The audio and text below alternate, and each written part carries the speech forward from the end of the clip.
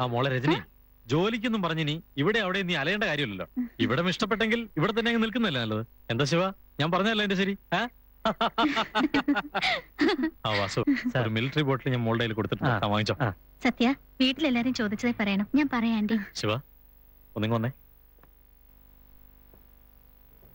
ശിവ, നീ പ്രേമിക്കുന്ന പെണ്ണിനെ കുറിച്ച് നീ പറഞ്ഞു, എന്നാൽ നിന്നെ ഒരാൾ പ്രേമിക്കുന്നതിനെ കുറിച്ച് നിനക്കറിയോ?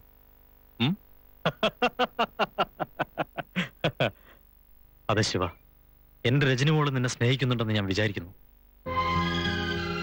നീ എന്താ ആലോചിക്കുന്നത്? ബോർഡറിലെ ശത്രുക്കളുടെ നീക്കം മനസ്സിലാക്കാൻ കഴിയുന്ന എനിക്ക് സ്വന്തം മകളുടെ മനസ്സ് മനസ്സിലാക്കാൻ കഴിയില്ലേ?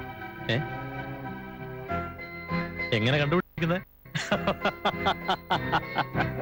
നിന്റെ ഭാര്യ സത്യയെ കാണുമ്പോ രജനിയുടെ കണ്ണുകളിൽ അസൂയയാണ് കാണപ്പെടുന്നത്. നിന്നോട് സംസാരിച്ചുകൊണ്ട് ഞങ്ങളെ നോക്കുമ്പോ അവളുടെ കണ്ണുകളിൽ ഭയം പ്രകടമാവുന്നുണ്ട്. നിന്നെ കാണുമ്പോ ആ കണ്ണുകളിൽ പ്രേമം തെളിയുന്നു. സ്ത്രീയുടെ കണ്ണുകൾ അവരുടെ മനസ്സ് പുറത്തു കാട്ടുന്ന കണ്ണാടിയാണ്, അറിയോ ശിവ? ശിവ, ഞാനൊരു കാര്യം പറയട്ടെ. നിന്നെ എനിക്ക് വളരെ ഇഷ്ടം. നീയാണ് എന്റെ മരുമകൻ. നിന്റെ കല്യാണം കഴിഞ്ഞില്ലായിരുന്നെങ്കിൽ എന്തു പറയുന്നു? എന്റെ വിവാഹം കഴിഞ്ഞില്ലായിരുന്നെങ്കിൽ എന്നെയും മരുമനാക്കിയെന്ന് പറഞ്ഞേ. ആ മിലിറ്ററിക്കാരൻ ഒരു ജെന്റിൽമാൻ ആണല്ലോ. എന്റെ അച്ഛനും അമ്മയും പിന്നെ നിങ്ങളും എന്റെ ഫാദറിലോയും ഞാൻ കല്യാണം കഴിച്ച സത്യയും ഞാൻ പ്രേമിച്ച രജനിയും എല്ലാവരും നല്ലവരല്ലേ? ഇങ്ങനെ എല്ലാവരും നല്ലവരാണെങ്കിൽ നീ സന്തോഷിക്കല്ലേ വേണ്ടത്? ഇപ്പൊ ആർക്കാന്നുള്ളത് എന്റെ പ്രശ്നം. അവരുടെ സന്തോഷം ഒരുപക്ഷെ എന്റെ സന്തോഷം ആകണമെന്നില്ല, എന്റെ സന്തോഷം അവരുടെ സന്തോഷം ആവണമെന്നില്ല. എന്റെ വിഷമം ഞാൻ ആരോടെ പറയാ?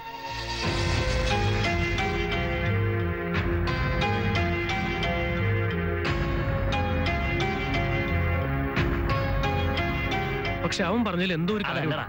ഈ ലവ് മാരേജ് എന്ന് പറഞ്ഞാൽ എപ്പോഴും പ്രശ്നം. നമുക്കും സന്തോഷം ഉണ്ടാവില്ല, മറ്റുള്ളവർക്ക് അത് കൊടുക്കില്ല. ശിവ ചെയ്ത ലവ് മാരേജ് അല്ല, it's A coincident. Love marriage തെറ്റാണെന്ന് പറഞ്ഞൂടാ. നീ എന്താ ആലോചിക്കുന്നത്? മാരേജ് എന്ന് പറയുന്നതേ പ്രോബ്ലം ആടാ. അവളെ ഞാൻ ലൊക്കേറ്റ് ചെയ്ത് കഴിഞ്ഞു, ഇനി വെക്കേറ്റ് ചെയ്യുന്നത് എങ്ങനെയാണെന്നാ.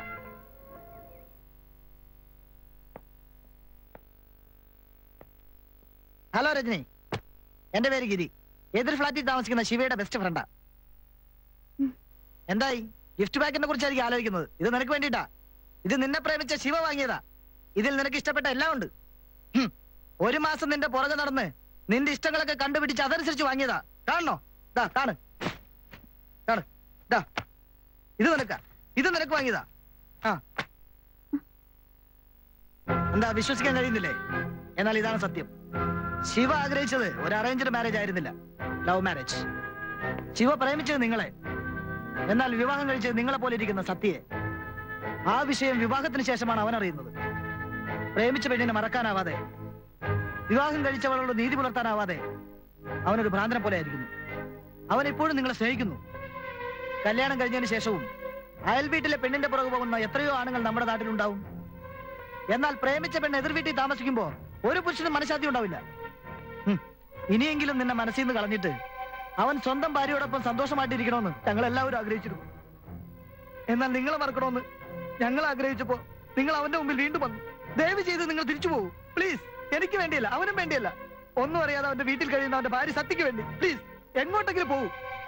സത്യ, നിന്നെ പോലെ സാരി ഉടുക്കാൻ എനിക്കറിയില്ല. എനിക്കിത് ചേരുമില്ല. ഇതൊക്കെ നിനക്കേ പറ്റൂ. സോറി സിസ്റ്റർ, ഞാൻ ആളറിയാതെ എന്തൊക്കെ പറഞ്ഞു പോയതാ. എന്നോട് ക്ഷമിക്കണം പ്ലീസ്. ഒന്ന് കാര്യമായിട്ട് കേൾക്കേ പ്ലീസ്.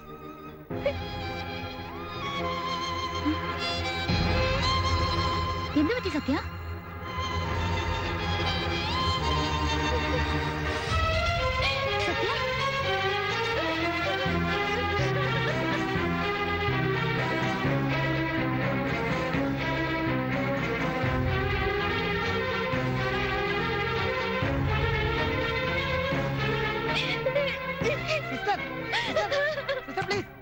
സിസ്റ്റർ, സിസ്റ്റർ, ഞാൻ പറയുന്ന കേൾക്കൂ പ്ലീസ്.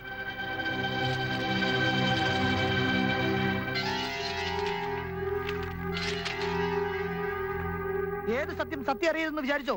ആ സത്യം എന്റെ നാവിൽ നിന്ന് വീണുപോയി. നോക്ക്, നിങ്ങളെ സ്നേഹിച്ച ശിവ നിങ്ങൾക്ക് വേണ്ടി വാങ്ങിയതാ. രജനി, ശിവയും സത്യവും സന്തോഷമായിട്ടിരിക്കുന്നതിന് നിങ്ങൾ ഇവിടുന്ന് പോയേ മതിയാവൂ. ഇവിടെ നിന്നല്ല, ഈ നാട്ടിൽ നിന്ന് തന്നെ.